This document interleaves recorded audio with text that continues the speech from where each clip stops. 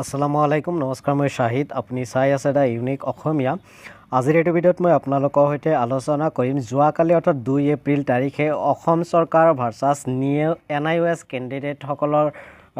যি কেছ আছিল সেই কেছৰ হিয়াৰিং হৈ গৈছে আপোনালোকে ইয়াতে স্ক্ৰীনত দেখা পাইছে যে the state of Assam and versus Dayananda দলে এণ্ড আদাৰ্ছ এইটো হ'ল NIOS কেণ্ডিডেট সকল আৰু এইটো হ'ল আসাম গভৰ্ণমেণ্টৰ যি উকিল তেওঁলোকৰ NIOS কেণ্ডিডেট সকলৰ বিৰুদ্ধে এখন এপিল ফাইল কৰিছিল আৰু সেই পিটিশনৰ যি হিয়াৰিং সেই হিয়াৰিং যোৱা 2 এপ্ৰিল তাৰিখে হৈ গ'ল আৰু এই 2 এপ্ৰিল তাৰিখে এই পিটিশনৰ হিয়াৰিঙত কি হ'ল চৰকাৰী পক্ষৰ উকিলসকলে কি ক'লে লগতে DLED পক্ষৰ উকিলসকলে কি ক'লে এই বিষয়ে আলোচনা কৰিম লগতে এই দুয়ো পক্ষৰ শুনানিৰ অন্তত যি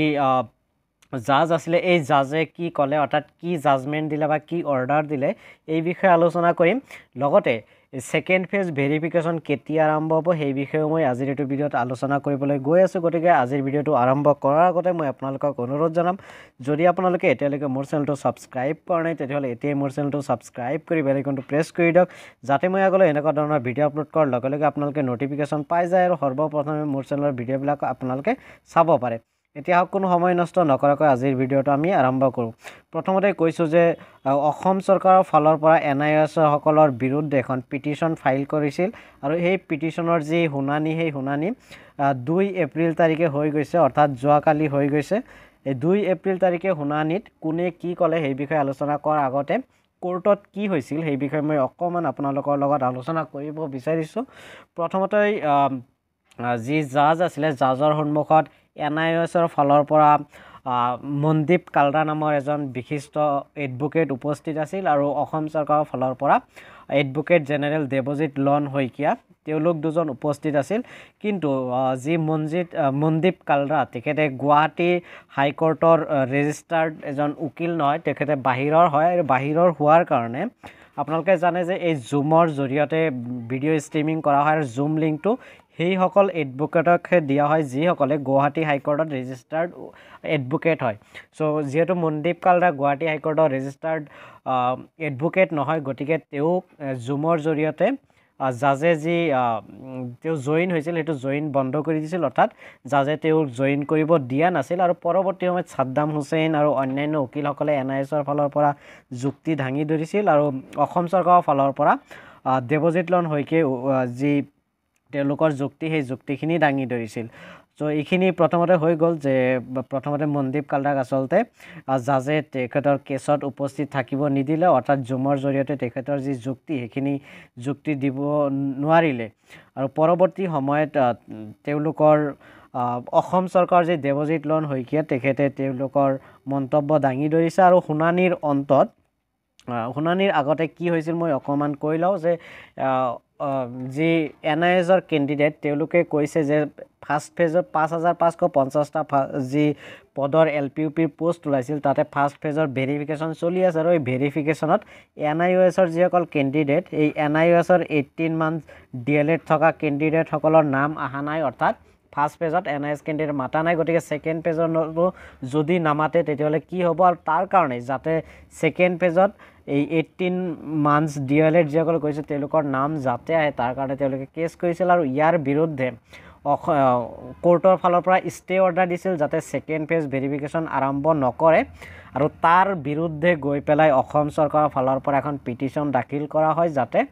এই যি ছেকেণ্ড ফেজ ভেৰিফিকেশ্যন হ'ব লগা আছিল সেই ভেৰিফিকেশ্যনত কোনো ষ্টে অৰ্ডাৰ নিদিয়ে আৰু তাৰে আচলতে শুনানি 2 এপ্ৰিল তাৰিখে হৈছিল আৰু এই 2 এপ্ৰিল তাৰিখে যি অসম চৰকাৰৰ চৰকাৰী উকিল দেৱজিৎ লন শইকীয়া তেখেতে জনায় যে ফাৰ্ষ্ট পেজৰ যি হিয়াৰিং ফাৰ্ষ্ট পেজৰ যি ডকুমেণ্ট ভেৰিফিকেশ্যন হৈ আছে এই ডকুমেণ্ট ভেৰিফিকেশ্যন চলাৰ লগতে ছেকেণ্ড পেজতো ডকুমেণ্ট ভেৰিফিকেশ্যন হ'ব সেইসকল কেণ্ডিডেট যিসকল কেণ্ডিডেটে ইতিমধ্যে 5550টা LPUP পদত এপ্লাই কৰিছিল ইৰেছপেক্টিভ অফ 18 মান্থছ DLED অৰ্থাৎ কোনোবাই 18 মান্থছ DLED কৰিছে কোনোবাই HCRT ODL DLED কৰিছে কোনোবাই HCRT ৰেগুলাৰ DLED কৰিছে নাইবা BEd কৰিছে নাইবা অন্যান্য ডিগ্ৰী যিসকল লৈছে প্ৰত্যেকজন কেণ্ডিডেটৰে ভেৰিফিকেশ্যন হ'ব বুলি দেৱজিৎ লন শইকীয়াই জনায় অৰ্থাৎ যিমান কেইজন কেণ্ডিডেটে 5550টা পদত ইতিমধ্যে এপ্লাই কৰিছিল সকলোৰে ভেৰিফিকেশ্যন হ'ব যিসকলৰ নাম ইতিমধ্যে অহা নাই তেওঁলোকৰ নাম সেকেন্ড ফেজ ভেৰিফিকেশ্যনত নিশ্চিতভাৱে আহিব বুলি দেৱজিৎ লন শইকীয়াই জনায় আৰু তাৰ পৰিপ্ৰেক্ষিতত যি NIOSৰ উকিল আছিল তেওঁলোকে কয় যে যেহেতু ফাৰ্ষ্ট ফেজত 4000তকৈ অধিক ছাত্ৰ ছাত্ৰী অৰ্থাৎ কেণ্ডিডেট মাতিছে তাতে এজনো NIOSৰ কেণ্ডিডেট নাই গতিকে সেকেন্ড ফেজতো NIOSৰ কেণ্ডিডেটৰ নাম নাহিব নেকি সো এইটোৰ বিৰুদ্ধে দেৱজিৎ লন শইকীয়াই কয় যে এইটো এনেকুৱা নহয় যে NIOSৰ কেণ্ডিডেটসকলৰ নাম নাহে দেৱজিৎ লন শইকীয়াই জনায় যে যিসকল কেণ্ডিডেট NIOS DLED কৰিছে নাইবা ৰেগুলাৰ কৰিছে নাইবা অন্যান্য মোডত BEd বা DLED কৰিছে গোটেইবিলাক কেণ্ডিডেটকে মাতা হ'ব ইতিমধ্যে ফাৰ্ষ্ট ফেজত যিসকল গুচি গ'ল তেওঁলোকেতো গ'লে সেকেন্ড ফেজত যিসকলে এতিয়া বাকি আছে অৰ্থাৎ এপ্লাই যিসকলে কৰিছিল তেওঁলোককহে মাতিব যদি কোনোবাই DLED কেণ্ডিডেটে বা NIOS DLED কেণ্ডিডেটে এপ্লাই কৰা নাই তেওঁলোকৰ নাম কিন্তু নাহে হেতু স্পষ্ট কৰি জনাই দিছে অৰ্থাৎ যিসকলে এপ্লাই কৰিছিল তেওঁলোকৰ নাম নিশ্চিতভাৱে আহিব আৰু অৱশেষত যি জাজ আছিলে তেখেতে কি জাজমেন্ট দিছে মই ইয়াতে আপোনালোকক হাইলাইট কৰিছো আপোনালোকক ইয়াতে দেখাই আছো ইয়াতে প্ৰথমতে চাওক এখিনি ইয়েলো কালাৰত আপোনালোকে দেখা পাইছে allow the state to proceed with the second phase of physical document verification from 1 April to 11 April অৰ্থাৎ যি জাজ আছিলে জাজে 1 এপ্ৰিলৰ পৰা 11 এপ্ৰিলৰ ভিতৰত যি সেকেন্ড ফেজৰ ভেৰিফিকেশ্যন হ'ব লগা আছিল এই ভেৰিফিকেশ্যনটো আগতে ষ্টে অৰ্ডাৰ দিছিল কিন্তু কাইলৈ অৰ্থাৎ যোৱাকালি জাজে এইটো ষ্টে অৰ্ডাৰ উঠাই লৈছে অৰ্থাৎ সেকেন্ড ফেজ ভেৰিফিকেশ্যনৰ কাৰণে এলাউ কৰিছে ইয়াতে আপোনালোকে দেখাইছে যে এলাউ দা ষ্টেট টু প্ৰসিড অৰ্থাৎ সেকেন্ড ফেজ ভেৰিফিকেশ্যনৰ লৈ যাবলৈ যি অসম চৰকাৰ তেওঁলোকক এলাউ কৰিছে নেক্সট ইম্পৰ্টেন্ট পইণ্ট হল পইণ্ট নম্বৰ 11 ইয়াতে দেখা পাইছে state doesn't want to delay the matter pertaining to verification of the documents of the candidates অৰ্থাৎ অসম চৰকাৰৰ ফালৰ পৰা পিটিশন এইটো কাৰণতে দাখিল কৰিছিল যে অসম চৰকাৰে এই যি ডকুমেন্ট ভেৰিফিকেশ্যন যাতে ষ্টে হৈ পেলাই দেৰি হৈ না যায় ডিলে হৈ না যায় তাৰ কাৰণে পিটিশন দাখিল কৰিছিল আৰু হেইটোৱে মূল কথা আছিল যে যাতে বস্তুখিনি পিছুৱাই না যায় যিমান পাৰে হুনকালে ডকুমেন্ট ভেৰিফিকেশ্যনখিনি কমপ্লিট কৰিব পাৰে তাৰ কাৰণে আসলতে এই পিটিশনটো দাখিল কৰা হৈছিল নেক্সট পইণ্ট নম্বৰ 12 ত ইয়াতে লিখিছে যে during the second phase of such physical document verification the authority concerned will also consider the applicant submit by the present respondent having 18 months DLED অৰ্থাৎ 18 মান্থস DLED থকা যিসকল কেণ্ডিডেটে 5550টা পদত এপ্লাই কৰিছিল তেওঁলোকৰো document verification হ'ব অৰ্থাৎ যেহেতু ফাইনাল ভাৰ্ডিক্ট অহা 8 এপ্ৰিল তাৰিখে আহিব তাৰ আগতে তেওঁলোকৰ ভেৰিফিকেশ্যন হ'ব গতিকে এতিয়ালৈকে কমপ্লিট ভেলিড হোৱা নাই বাট তেওঁলোকৰ ভেৰিফিকেশ্যন কৰিব পাৰিব বুলি দেৱজিৎ লন শইকীয়াই জনায় আৰু সেই অৰ্ডাৰটোকে জাজে দি দিলে আৰু 13 নম্বৰত ইম্পৰ্টেন্ট এটা কথা কোৱা হৈছে আৰু সেই কথাটো ইয়াতে আপোনালোকে দেখা পাইছে 13 নম্বৰত ইয়াতে কোৱা হৈছে যে the Directorate of Elementary Education Assam during such physical document verification still verify the credential of all those applicants who have submitted their candidature অৰ্থাৎ এই 5550টা পদত যিমান সকল কেণ্ডিডেটে এপ্লাই কৰিছে এটা BEd হওক আউটসাইড BEd হওক ODL DLED হওক ৰেগুলাৰ DLED হওক নাইবা NIOS DLED হওক যিমান যি কেণ্ডিডেট আছে সকলোৰে যাতে ভেৰিফিকেশ্যন কৰা হয় তাৰ কাৰণেও কোৰ্টে অৰ্ডাৰ দিয়ে including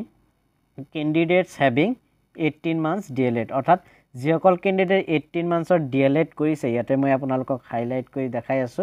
যে যিসকল কেণ্ডিডেটে ইতিমধ্যে 18 মাহৰ DLED কৰিছে তেওঁলোকৰো যাতে ভেৰিফিকেশ্যন কৰা হয় তাৰ কাৰণে কোৰ্টৰ পৰা ৰায় দিছে গতিকে খুব সোনকালে 2 দিনৰ ভিতৰতে সেকেন্ড ফেজৰ ভেৰিফিকেশ্যনৰ যি লিষ্ট হেয়া ওলাব গতিকে আপোনালোকৰ মাজত এইখিনি কালি যে কোৰ্টত হৈ গল সেইখিনি কথাই মই আপোনালোকক মোৰ ভাষাত আপোনালোকক বুজাবলৈ চেষ্টা কৰিছো আশা কৰো আপোনালোকে যোৱা কালি কোৰ্টত কি হৈছিল আপোনালোকে বুজি পাইছে আৰু কোৰ্টৰ পৰা কি ৰায় দিছে হেয়া বুজি পাইছে গতিকে আজিৰ ভিডিওটো ইমানেই ভিডিওটো আশা কৰো আপোনালোকে ধুনিয়াকে বুজি পাইছে যদি কিবা বুজা নাই বা কিবা সুধিবলগীয়া আছে তেতিয়াহলে আপোনালোকে কমেন্ট বক্সত কমেন্ট কৰি জনাব নাইবা ডেসক্ৰিপচন বক্সত মোৰ সোশ্যাল মিডিয়া হ্যান্ডেলসমূহৰ লিংক দিয়া আছে লগতে টেলিগ্ৰাম গ্ৰুপৰ চেনেলৰ লিংক দিয়া আছে হোৱাটছএপ চেনেলৰ লিংক দিয়া আছে তাতেও গৈ পেলাই মোৰ সৈতে কথা পাতিব পাৰিব গতিকে যদি ভিডিওটো ভাল পাইছে ভিডিওটো লাইক কৰিব শ্বেয়াৰ কৰিব লগতে ফিউচাৰ আপডেটছ পাই থাকিবলৈ বেল আইকনটো প্ৰেছ কৰি দিব আজিৰ ভিডিওটো শেষলৈ চোৱাৰ বাবে আপোনালোকক বহুত বহুত ধন্যবাদ জয় আই অসম জয় হিন্দ